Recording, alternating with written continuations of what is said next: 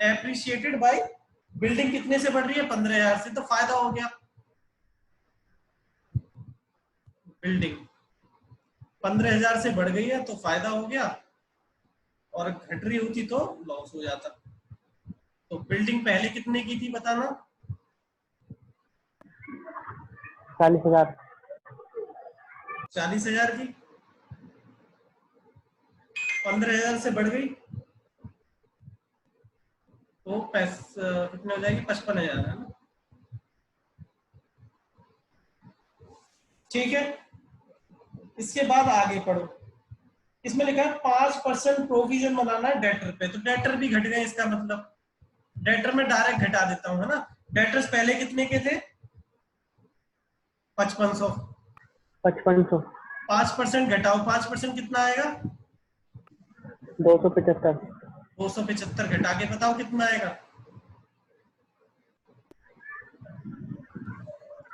300 ही घटा दो ना, 5225।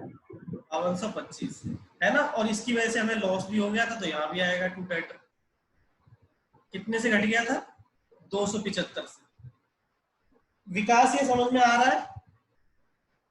Yes sir. ओके, ठीक है। इसके बाद आगे बढ़ो। देखो ये लाइन बहुत इंपॉर्टेंट है, इसे टिक कर लेना या अंडरलाइन जो भी चाहे वो कर लेना, बहुत इंपॉर्टेंट है। Unaccounted accrued income.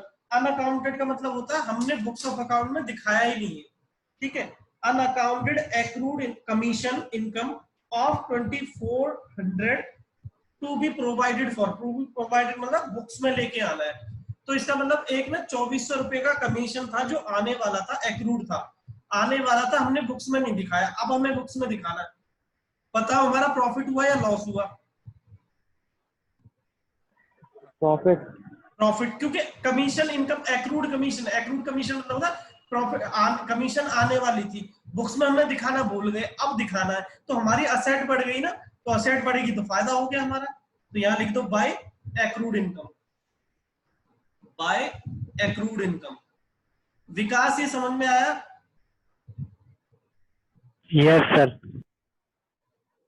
और ये कुणाल,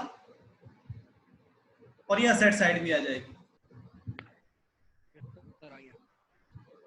कुणाल समझ में आ गया? Yes sir. ठीक है, श्रेया आवाज आ रही है?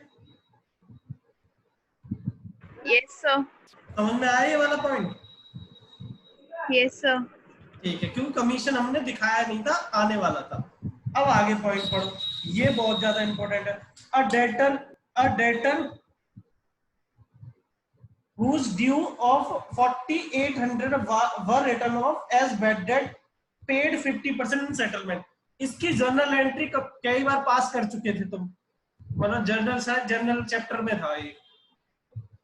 मैं बताता हूँ क्या बोल रहा है ये कह रहा है एक कोई डेटर था जिससे हमें कितने लेने थे, कितने पैसे लेने थे? 4800, वो डूब गए थे, तो हमने बैड डेट दिखा दिए थे पिछले साल में। पिछले साल में हमने बैड डेट दिखा दिए थे 4800 रुपए, बैड डेट दिखा दिए थे। अब वो बंदा हाथ खड़ा करके आएगा, भैया आ गया, मैं आ गया, पहले तो भाग गया था, तब हमने बैड डेट दिखा दिया, अब कह रहा है भाई लो यार 50% ले लो तुम अपना पैसा। तो हमारे लिए ये प्रॉफिट है या फिर मतलब प्रॉफिट प्रॉफिट। है या लॉस है? प्रॉफिट।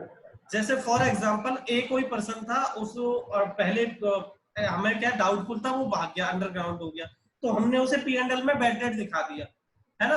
अब वो पैसा वो कह रहा है कि लो भाई 50% ले लो, पर अब मेरा पीछा छोड़ो, वो 50% दे गया, तो इसे बोलते हैं बैड डेट रिकवर्ड। तुमने पढ़ा था, एंट्री करते थे cash account debit to bad debt yes sir. Recovered, cash account debit to bad yes debt sir. Recovered entry करते थे इसकी, ठीक है। तो एक तो कैश बढ़ जाएगा मेरा, और एक bad debt recovered. Bad debt recovered क्या है मेरे लिए? इनकम है, यहाँ पे प्रॉफिट है मेरा, तो एक तो बैड डेट रिकवर्ड,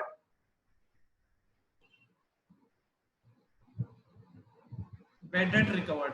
ये फाइनल उसमें क्या कहते हैं, जर्नल में बहुत कई क्वेश्चन में था ये वाला पॉइंट। तो इसका मतलब कितने 4800 में से वो कितना देगा? 50% दे रहा है, तो इसका मतलब कितने देगा वो?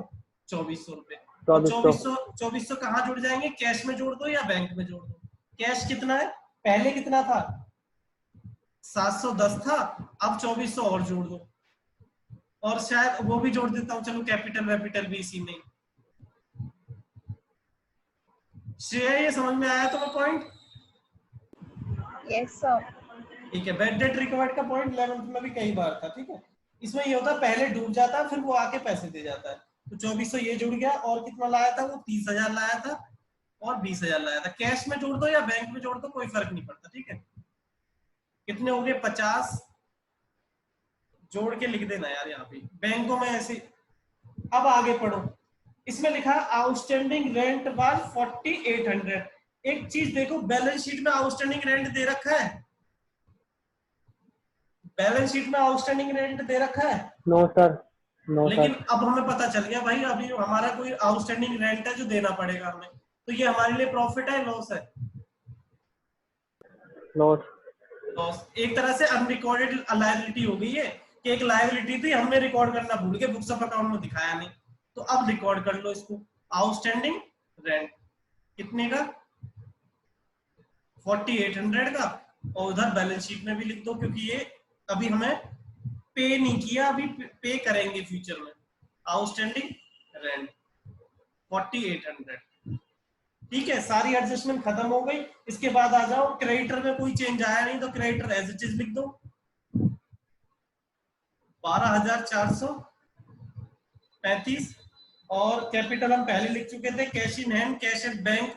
बैंक में एज इट इज लिख देता हूं, मैंने वहां जोड़ दिया, बैंक में भी जोड़ सकता था। 11,925 ये लिख लेना, अमाउंट मुझे नहीं पता इसका। डेटर हम कर चुके, स्टॉक कर चुके, फर्नीचर डेटर सब कर चुके। अब ये बताओ, इस क्वेश्चन को कंप्लीट कर लोगे तुम? Yes sir. चलो मैं फिर भी वर्किंग नोट एक बार और बना देता हूं, है ना? वर्किंग नोट में ही तो डरते हो तुम सारे के सारे। देखो, सबसे पहले लिख लो ओल्ड रेशियो। ओल्ड रेशियो कितना था? 2:3। ठीक है, न्यू रेशियो में दे नहीं रखा, लेकिन ये दे रखा है कि सी का शेयर कितना है। कौन है वो? शंकर। शंकर का शेयर कितना है? शंकर इज शेयर कितना है? 1/3। तो इसका मतलब रिमेनिंग शेयर कितना हो जाएगा?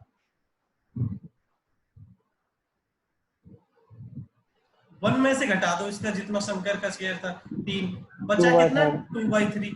इसको ये आपस में बांट लेंगे। कौन कौन कौन है ये? श्याम एंड संजय। श्याम एंड संजय। अब तो बहुत सारे क्वेश्चन में कर गया, ये रट गया होगा। 2/3 मल्टीप्लाई बाई, किस रेशियो में बांट लेंगे? 2/3 में बांट लेंगे। 2/3 में क्यों बांटेंगे? जो ओल्ड रेशियो होता है उसी में बांट लेते हैं आपस में। तो 2/5, ऐसे ही 2/3 मल्टीप्लाई बाई 3/5 कितना आ गया बताओ? 4/15 और 6/15। न्यू रेशियो निकाल दो। न्यू रेशियो कितना आ जाएगा? 4/15 इज टू 6/15, और यहाँ 5 से मल्टीप्लाई कर दो दोनों जगह, तो 5/15। तो न्यू रेशियो क्या आ गया? 4:6:5। न्यू रेशियो ये आ गया। श्रेया ये नोट कर लिया तुमने? सबने कर लिया इतना? Yes sir. हटा रहा हूं मैं इसको। ठीक है, कुणाल हटा दो।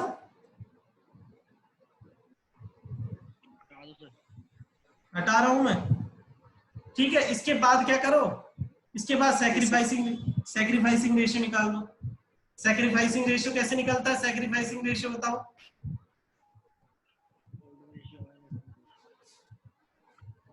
ओल्ड रेशियो माइनस के न्यू रेशियो। तो ओल्ड रेशियो देखो किस किस का निकलेगा?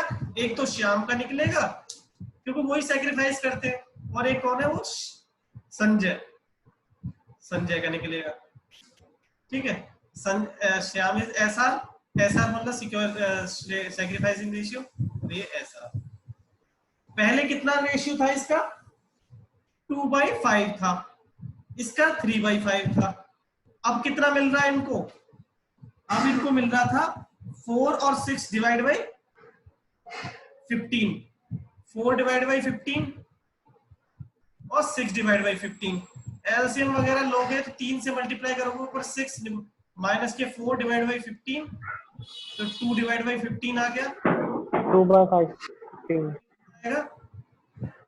इसे 3 से करेंगे तो कितना आ जाएगा ये? 5 से 3 करेंगे 9 आ जाएगा। 9 माइनस की 6 divide by 15 equal to 3 divide by 15। देखो 2:1 ही आना था, मुझे भी पता था 2:3 ही आना था। सेक्रीफाइसिंग रेशियो आ गया 2:3। ठीक है, अब निकाल दो उसका शेयर कौन था, वो C share of goodwill. C share of goodwill कितना था पैसा उसका बताना, 20,000। यहाँ कैलकुलेट करके दे रखा था 20,000। इसी को बांट दो आपस में, श्याम को दे दो और कुछ, कौन था ये, संजय, संजय को दे दो। कितना कितना मिलेगा, किस रेशियो में मिलेगा, 2:3 में। तो इसको कितना मिल जाएगा, 8,000 और इसको 12,000। जनरल पास कर लेना। ये किस किस को समझ में आया क्वेश्चन? आ गया सर। Yes, sir. आ यस गया. सर। चलो बढ़िया। अब Yes, general sir. Entry, general entry तुम खुद से पास कर लेना, पोस्टिंग में कर देता हूँ। चलो एक एहसान कर रहा हूँ, चुका देना अपने बुढ़ापे तक तुम लोग। और कौन है ये, शंकर। शंकर की वजह से मिला है इनको पैसा। Shankar is capital, Shankar is capital account. इसको कितना मिल रहा था, शायद 8,000 और ये 12,000 और 2 श्याम,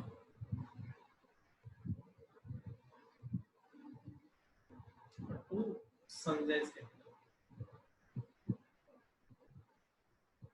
इसको 8,000 चला गया इसके अकाउंट से और इसको 12,000 चला गया। चलो अब जल्दी जल्दी बंद कर दो इसको खुद ही, अब मैं कुछ नहीं करूंगा। ये क्वेश्चन सबको समझ में आया? Yes sir. चलो बढ़िया।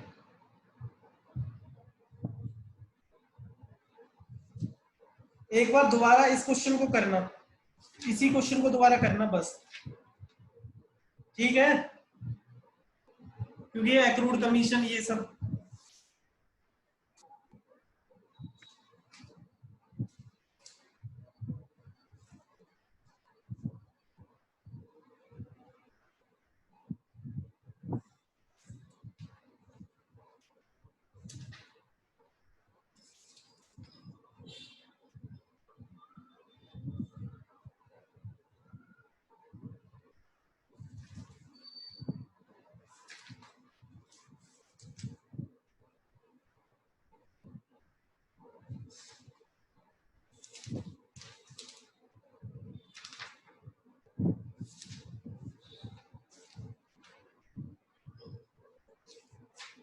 जल्दी जल्दी कंप्लीट करो इसको।